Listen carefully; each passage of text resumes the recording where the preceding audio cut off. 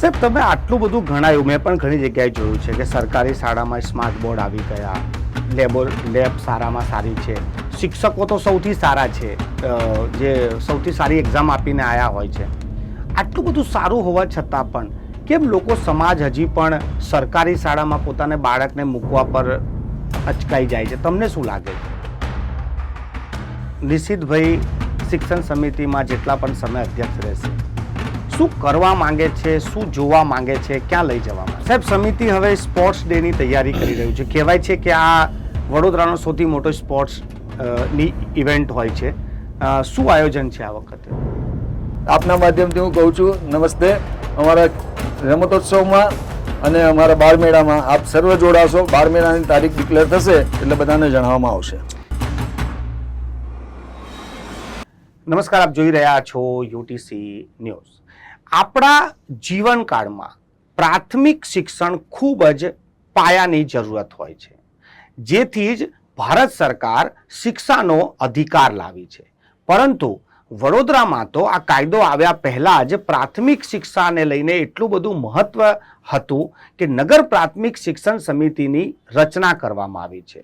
આજે પણ નગર પ્રાથમિક શિક્ષણ સમિતિમાં 42,000થી વધુ બાળકો, 2,000થી વધુનો સ્ટાફ આ શિક્ષણ સમિતિમાં કામ કરે છે.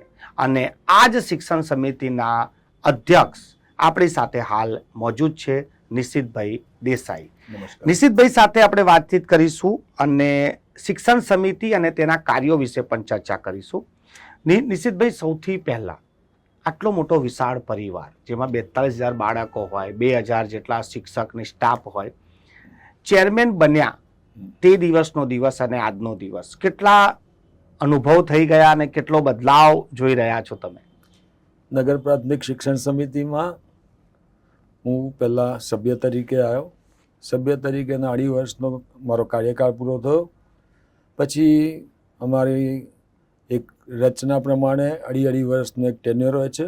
એ પ્રમાણે નવા 2.5 વર્ષના સુકાનીનું પદ એટલે કે અધ્યક્ષનું પદ મને મળ્યું અને હું સભ્ય હતો કે અધ્યક્ષ થયો.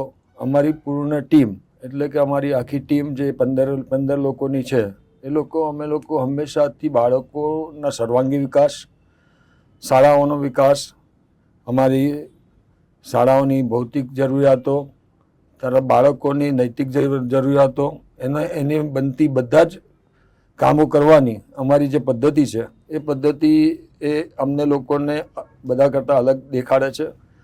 અમે ઘણા વર્ષોથી નગર પ્રાથમિક શિક્ષણ સમિતિની અંદર સારા લોકોએ કામ કર્યા છે.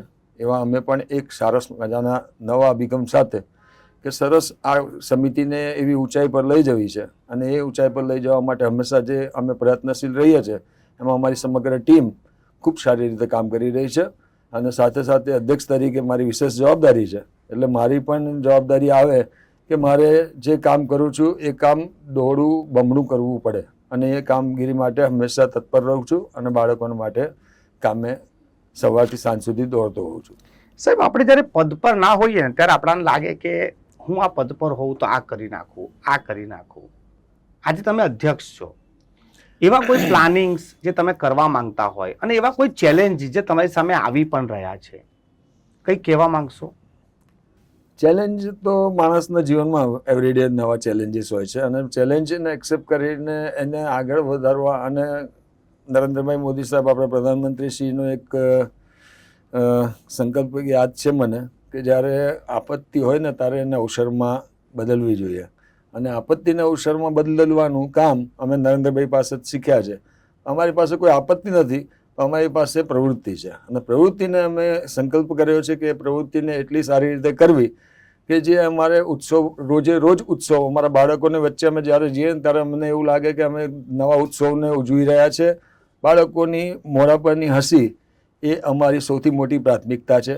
બાળક ખુશ તો અમે ખુશ, બાળક આગળ તો અમે આગળ, બાળક વધશે તો અમે વધીશું. અને બાળક છે તો આ દેશનું ભવિષ્ય છે અને આ દેશના ભવિષ્ય માટે અમારું બાળક એ સક્ષમ થાય એના માટેની હંમેશા અમે પ્રવૃત્તિમય રહીએ છીએ. અને બાળકોની જોડે રહીને એક બાળક થઈને અને એની રીતે અમે જોઈએ બી છે ઘણીવાર કે અમારે એમની જોડે રહીને એમની માટે શું કરવું જોઈએ અને જે કરવું જોઈએ એના માટે અમે હંમેશા તત્પર રહીએ છીએ. અમારી સમગ્ર ટીમ બહુ સક્ષમ ટીમ છે અને ખરેખર આ ટીમ જે કામ કરે છે એ કામ આવતા દિવસોમાં આપને દેખાશે કે ખરેખર બહુ સારી નગર પ્રાથમિક શિક્ષણ સમિતિના શાળાઓની અંદર જે અત્યારે સમજો કે ઘણી એવી શાળાઓ બી છે કે જ્યાં આગળ એડમિશન માટેની લાઈનો લાગે છે, જે ક્યારેય આપણે વિચાર્યું નહોતું. અત્યારે અમારી ટીમ જે કામ કરી રહી છે એ પ્રમાણે અમારા શાળાના બાળકો કડકડાટ અંગ્રેજી બી બોલે છે, કડકડાટ સંસ્કૃત પણ બોલે છે. તો આવા ઉદ્દેશ્યો સાથે અને આવા કામગીરી સાથે અમને લોકોને બાળકોની વચ્ચે રહીને બાળકો માટે કંઈક કરવાની જે અમારી મનમાં જે અમારી ઈચ્છા શક્તિ હતી, ઈચ્છા શક્તિને અમે બાળકો લગી પહોંચાડી શકીએ છીએ એના માટે અમે ખુશ છે. સાહેબ, તમે જ્યારે અધ્યક્ષ બન્યા એ જ સમયે એક ફાયર સેફટીનો વિષય પણ આવી ગયો હતો, જર્જરિત મકાનોનો વિષય આવી ગયો હતો.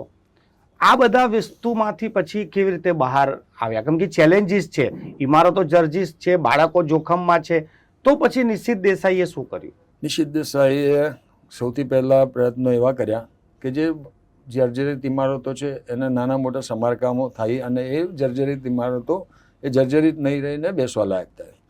ટેમ્પરરી બેસવા લાયક થવાની હતી, પરમનન્ટ તો થવાની નથી. કારણ કે કોઈ બી ઇમારત જર્જરિત છે તો એનો થોડો ઘણો આપણે એનો સમારકામ કરી શકીએ.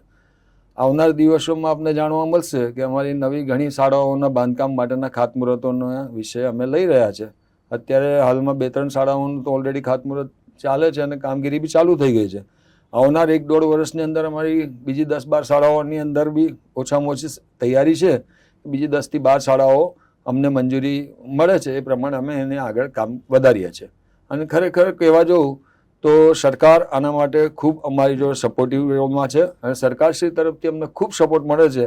એટલે આવનાર દિવસોમાં આપણે નવી શાળાના બિલ્ડિંગો, સરસ મજાના બિલ્ડિંગો જે બાળકોને આનંદ આપે, આપણને પણ આનંદ આપે એવા સરસ મજાના બિલ્ડિંગો તૈયાર થઈ રહ્યા છે અને થશે. આવતા દિવસોમાં ઘણા બધા થવાના છે.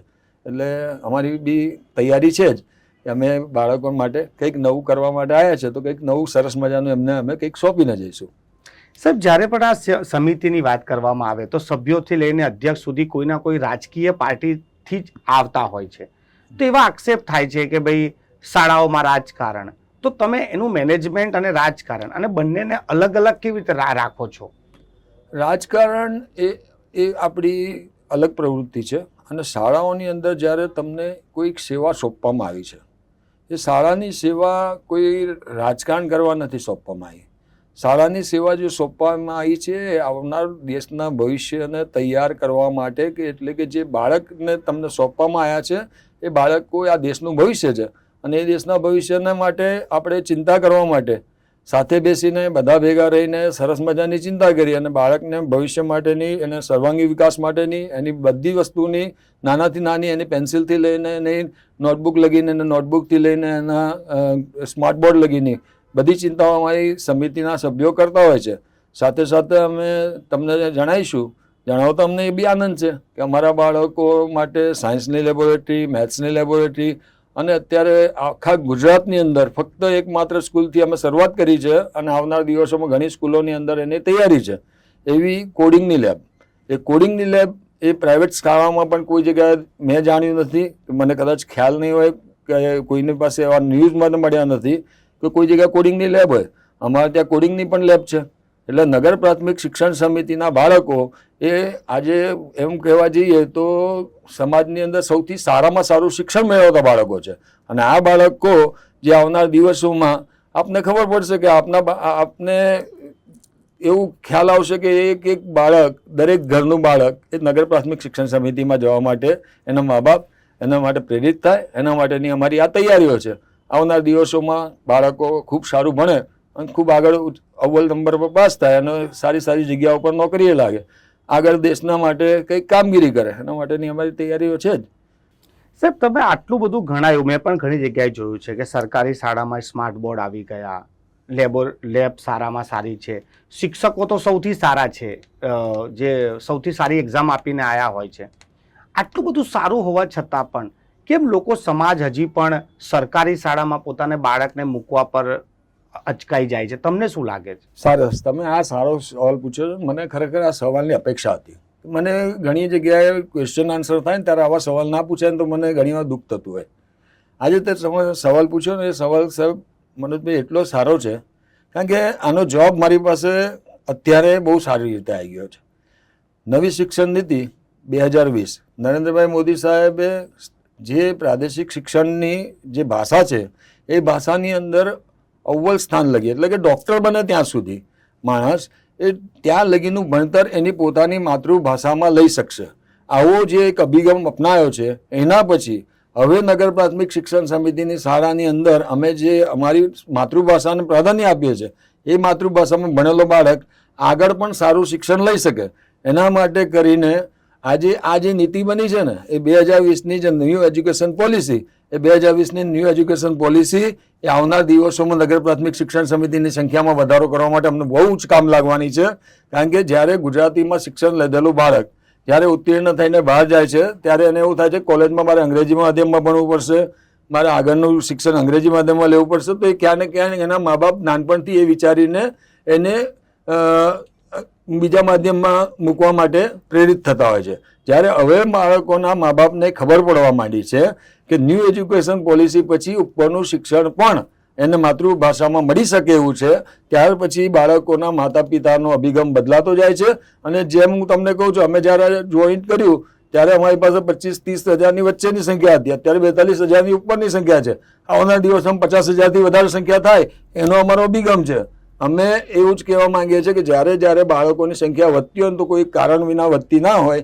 એની પાછળનું મુખ્ય આ કારણ છે કે ન્યૂ એજ્યુકેશન પોલિસીમાં ભાષાને જે પ્રાધાન્ય આપ્યું છે, સ્થાનિક ભાષાને, માતૃભાષાને જે પ્રાધાન્ય આપ્યું છે, એ માતૃભાષાનું પ્રાધાન્ય છે ને એ નરેન્દ્રભાઈની જે આગવી સોચ છે એનું એક આ પરિણામ છે. અને એ પરિણામને ભાગરૂપે નગર પ્રાથમિક શિક્ષણ સમિતિ એક કડક અને મજબૂત રીતે આગળ વધતા બાળકો જોડે અમે જોડાયેલા છે ને એ બાળકોને ખૂબ સારા અભિગમ સાથે અમે જોડાઈને એમને કામગીરીમાં અમે સાથ સહકાર આપીએ છીએ અને બાળક બનશે તો દેશ આગળ વધશે. સાહેબ, સમિતિ હવે સ્પોર્ટ્સ ડે ની તૈયારી કરી રહ્યું છે. કહેવાય છે કે આ વડોદરાનો સૌથી મોટો સ્પોર્ટ્સ ની ઇવેન્ટ હોય છે.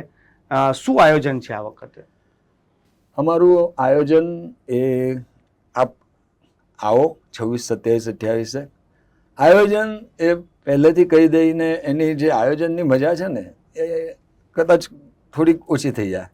આયોજન સરસ છે અને દર વર્ષ કરીએ જ છે અમે લોકો, કંઈક ને કંઈક નવું જ કરીએ છીએ અને સરસ મજાનું નવું થશે. આવનાર દિવસોમાં આ રમતોત્સવ આવે છે, એની પછી આપણો જે અમારો વખણાતો સયાજી કાર્નિવલ એટલે કે બાળમેળો પણ આવે છે. અને આ બધું જ જે બાળકોને ગમતી વસ્તુઓ છે, સાથે સાથે એક્ઝામો પણ આવે છે એટલે બાળકોને અભ્યાસ માટેની બી ચિંતા છે. એટલે બધી વસ્તુઓને જોડે અમે સર્વાંગી વિકાસ આને જ કહેવાય. અને બાળમેળો એ બી એક એવું નજારો છે જ્યાં માણસ અને બાળક બધા ફ્રી એકદમ, એને 4 લાખથી વધારે પબ્લિક આટલી મોટી સંખ્યામાં જ્યારે બાળમેળાને ઉજવવા, સાહજિક કાર્નિવલને ઉજવવા માટે લોકો આવતા હોય છે ત્યારે ખરેખર એક અભિગમ એવો હોય છે અમારો કે અમને લોકોને એવું થાય છે કે જાણે આપણા ઘરના કોઈ લગ્ન પ્રસંગ લઈને બેઠા હોય અને એક સભ્ય. અને આ બાળમેળો એ બાળકો સંચાલિત હોય છે. સૌથી મોટી અને સૌથી મહત્વની વસ્તુ એ છે કે અમારા નગર પ્રાથમિક શિક્ષણ સમિતિના બાળકો એટલા સક્ષમ તો છે જ કે દર વર્ષે આટલા વર્ષોથી બાળમેળો કરતા આવ્યા છે અને બાળકો દ્વારા સંચાલિત આ મેળાની અંદર તમે આવો અને મજા માણો. હું તમને એવું કહું છું, અગાઉથી કંઈ અમે ડિસ્ક્લોઝ નથી કરી શકતા. એનું કારણ છે કે અમને એ મજા લેવા માટે બધાને પ્રેરિત કરવા હોય છે. એટલે અમે આગળથી કહીશું, આપ મીડિયાના માધ્યમમાં છો, આપના માધ્યમથી દુનિયા લગી પહોંચી જાય તો એની મજા થોડીક ઓછી થઈ જાય. એટલે મજા ત્યારે જ આવશે જ્યારે આપ સર્વ જોડાઓ અને અમારી સાથે આવો. આપના માધ્યમથી હું કહું છું નમસ્તે. અમારા રમતોત્સવમાં અને અમારા બાળમેળામાં આપ સર્વ જોડાશો. બાળમેળાની તારીખ ડિક્લેર થશે એટલે બધાને જણાવવામાં આવશે. સાહેબ, છેલ્લો સવાલ. નિશિતભાઈ શિક્ષણ સમિતિમાં જેટલા પણ સમય અધ્યક્ષ રહેશે, શું કરવા માંગે છે, શું જોવા માંગે છે, ક્યાં લઈ જવા માંગે? એક જ સવાલનો એક જ જવાબ. મારી જિંદગીમાં મેં મારા બાળકો માટે જે કર્યું છે, મારી 2 દીકરીઓ છે, સારું ભણતર લીધું છે. મોટી છોકરી જે ડબલ માસ્ટર છે, બીજી છોકરી માસ્ટરનું ભણવા જઈ રહી છે. આવનાર દિવસોમાં મારા બાળકો આનાથી ઓછું શિક્ષણ ના લે, આનાથી વધે, આનાથી આગળ વધે. એના માટે આ બધા જ બાળકો મારા ઘરના, મારા પરિવારના બાળકો છે. એ રીતે જ્યાં લગી હું છું ત્યાં લગી એ લોકોની પાછળ મારી આ જ મનસા અને આ જ માનસિકતા સાથે આ બાળકોની જવાબદારી એ સંપૂર્ણ રીતે સરકારે મને આપેલી છે. એટલે આ બાળકો ખૂબ આગળ વધે, ખૂબ પ્રગતિ કરે એના માટે, અને બાળકોને જ્યાં કોઈ બી તકલીફ હોય એના માટે અમે એમના જોડે બેસી અને એ તકલીફોનું નિવારણ કરીએ. એના માટે છેલ્લા દિવસ લગી મારી આ ટર્મ પૂરી થઈ જશે, પણ ત્યાર પછી પણ મારા જીવનનો છેલ્લો દિવસ હતો ત્યાં લગી આ નગર પ્રાથમિક શિક્ષણ સમિતિના બાળકોની ચિંતા કરતો રહીશ. ખૂબ ખૂબ આભાર સાહેબ, અમારી સાથે ચર્ચા કરવા માટે. આ હતા નગર પ્રાથમિક શિક્ષણ સમિતિના અધ્યક્ષ નિશિતભાઈ દેસાઈ. અને આ ચર્ચાની અંતમાં જે તેમને એક વાત કીધી છે, ખૂબ જ હૃદયને સ્પર્શી જાય કે હું મારા બાળકો જે અભ્યાસ મેળવ્યા છે એનાથી વધુ બાળકો મેળવે એવા પ્રતિજ્ઞા સાથે તેઓ કામ કરી રહ્યા છે. અમે આશા રાખીએ અને અમે તેમને અભિનંદન પણ આપીએ છીએ. અને અમે તમને કહીએ છીએ કે જો તેમના જે શબ્દો છે તે સાર્થક થાય, નગર પ્રાથમિક શિક્ષણ સમિતિના બાળકો એ સારામાં સારું શિક્ષણ મેળવે, એક સારા વ્યક્તિ બને, એક સારું વ્યક્તિત્વ બને, એવી અમે પણ આશા કરીએ છીએ. આભાર.